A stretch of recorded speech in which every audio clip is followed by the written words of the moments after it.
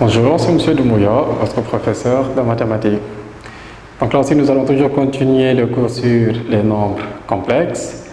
Donc là, aujourd'hui, nous allons commencer par la notation exponentielle de la forme trigonométrique. Parce qu'on avait vu à la vidéo précédente la forme trigonométrique. Donc là, je rappelle, pour la forme trigonométrique, ce qu'on avait vu, c'était ça. Donc z était égal à r fois cosinus de θ plus I sinus de θ. Maintenant, pour la notation exponentielle, c'est ça qu'on aura, R exponentielle I θ.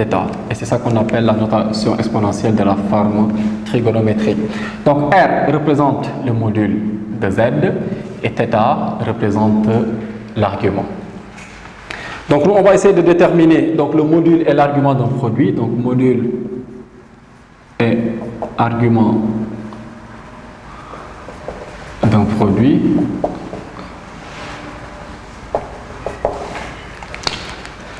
Regardez ici, si on nous donne z, z', on me demande de trouver le module. Donc là, j'aurai le module de z multiplié par le module de z'. Et maintenant, pour l'argument, donc ça c'était le numéro 1, pour l'argument, on aura argument de z fois z', on aura argument de z plus argument de z'. On va voir aussi module et argument d'un quotient. Donc là aussi, pareil. Donc z sur z'. Donc là, on prend le module, ce sera module de z sur module de z'. Et maintenant, pour l'argument, donc argument de z sur z', la formule c'est argument de z moins argument de z'. Donc nous, c'est ça qu'on obtient. Donc on va voir quelques exemples. Donc là aussi, quelques formules importantes à retenir. Si on vous donne exponentielle de 0, donc là vous aurez 1. Exponentielle de I pi, si vous appliquez cette formule, vous aurez moins 1. Pourquoi on obtient moins 1? Parce que si je remplace cosinus θ par pi, j'aurai cosinus de pi. Cosinus de pi c'est moins 1 et sinus de pi c'est 0. Donc là j'aurai moins 1 multiplié par r. Donc si r est égal à 1, donc ici on ne met rien, donc cela veut dire que r est égal à 1. Donc ça c'est à retenir. Ensuite, on a exponentielle de I pi sur 2. Donc là, on aura I. Pourquoi? Parce qu'ici, si vous remplacez θ par pi sur 2, vous aurez cosinus de pi sur 2, c'est 0, alors qu'ici, sinus de pi sur 2 est égal à 1. 1 multiplié par I, on aura I. Et enfin, exponentielle moins I pi sur 2, on aura moins I. Donc là, ce sont des formules à retenir. Maintenant, nous allons voir un exemple pour la notation exponentielle. Donc là, on nous donne Z. Donc ici, c'est Z1 et Z2. Donc, première question, donnez la forme algébrique de Z1 et Z1 fois Z2.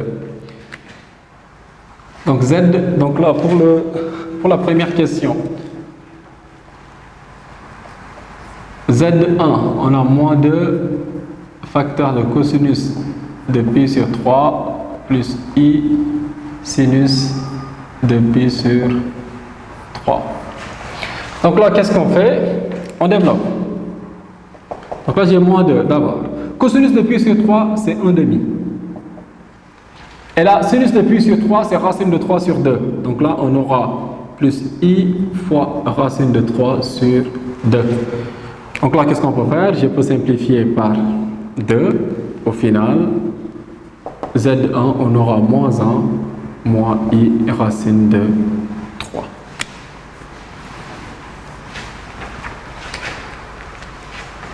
Maintenant, on va déterminer Z1 multiplié par Z2. Donc Z1 fois Z2. Donc là, j'aurai moins 1 moins I racine de 3, facteur de moins 1 plus i.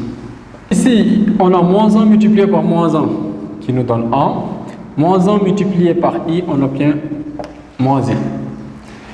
Donc, moins i racine de 3 multiplié par moins 1, on aura plus i racine de 3.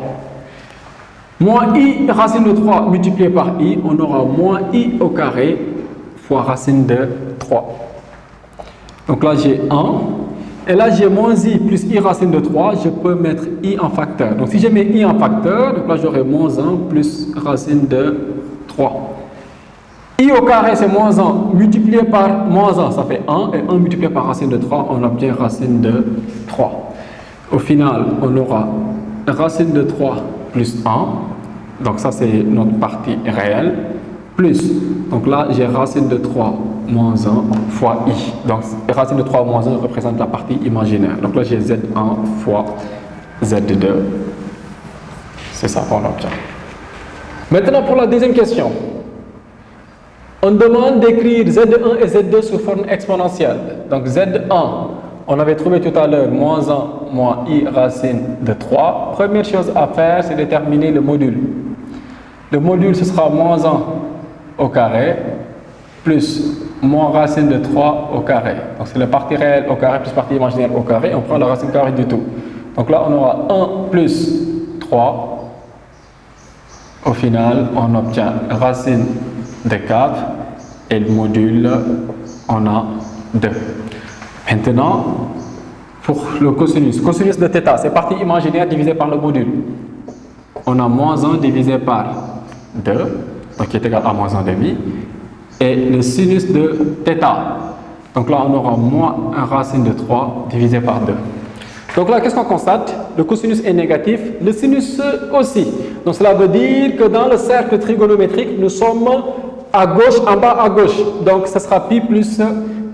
Donc θ, pour nous, ce sera pi plus. Donc quel angle a pour cosinus 1 demi? Donc là, j'enlève le signe négatif. Donc c'est pi sur 3. Donc là, je vais écrire pi plus pi sur 3. Donc modulo de pi. Donc θ est égal à 4 pi sur 3 modulo de pi. Mais 4 pi sur 3 n'est pas la mesure principale. Donc pour trouver la mesure principale, donc là, j'enlève 2 pi. Donc on aura θ qui est égal à moins 2 pi sur 3 modulo de pi. Donc nous, c'est ça qu'on obtient. Maintenant, pour Z1, on a 2 exponentielle de i θ. Donc là, cela veut dire que j'aurai moins i 2 pi sur 3. Donc nous, c'est ça qu'on obtient. Donc on va faire pareil pour Z2. Donc Z2,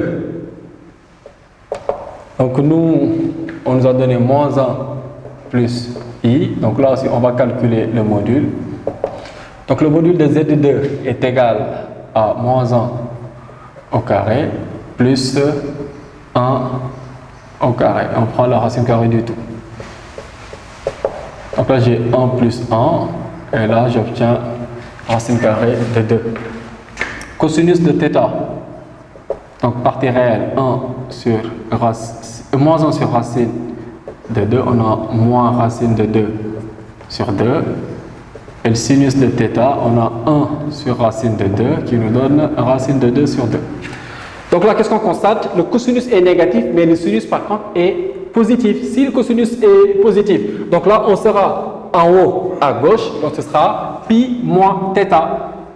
Donc là, j'ai pi moins pi sur 4. Pourquoi j'ai pris pi sur 4? Donc là, je regarde quel angle a pour cosinus racine de 2 sur 2. Donc c'est pi sur 4. Donc là, je raisonne sans utiliser le signe négatif. Donc au final, on aura 3 pi sur 4 modulo 2 pi. Donc Z2 égale. Donc là, on a racine de 2 exponentielle i fois 3pi sur 4. Donc nous, c'est ça qu'on obtient. Maintenant, on va déterminer la forme exponentielle de Z1 plus Z2. Maintenant, pour déterminer Z1, Z2. Donc Z1, Z2. Donc là, je vais utiliser les formes exponentielles. On aura 2 exponentielle moins I 2pi sur 3 multiplié par racine de 2 exponentielle I 3pi sur 4. Donc nous, qu'est-ce qu'on fait? Donc j'ai fait 2 multiplié par racine de 2. Et là, j'ai exponentielle de I. Et en exposant, on aura moins 2pi sur 3 plus 3pi sur 4. Donc là, on va réduire au même dénominateur. Le dénominateur commun sera égal à 12. Donc nous, on aura 2 racines de 2 exponentielle I. Donc là, j'aurai moins 8 pi sur 12. Et là, j'aurai 9 pi sur 12. Donc au final, on obtient Z1, Z2 qui est égal à 2 racines de 2 exponentielles. Donc là, si on fait la somme, on aura I fois pi sur 12. Donc ceci correspond à Z1 fois Z2. Et maintenant, on demande de déduire la valeur exacte de cosinus de pi sur 12 et sinus de pi sur 12. Donc nous, qu'est-ce qu'on va faire? Donc nous, on va regarder ces deux expressions. Donc là, j'ai Z1 fois Z2, donc la forme algébrique, et là, j'ai la forme exponentielle. Donc là, je vais donner aussi la forme trigonométrique. Donc Z1 fois Z2, on aura 2 racines de 2 cosinus de pi sur 12 plus I sinus de pi sur 12. Maintenant, si on développe, ici j'aurai 2 racines de 2 cosinus de pi sur 12 plus 2 racines de 2 plus I fois 2 racines de 2 sinus de pi sur 12. Donc nous, c'est ça qu'on obtient. Maintenant, par identification,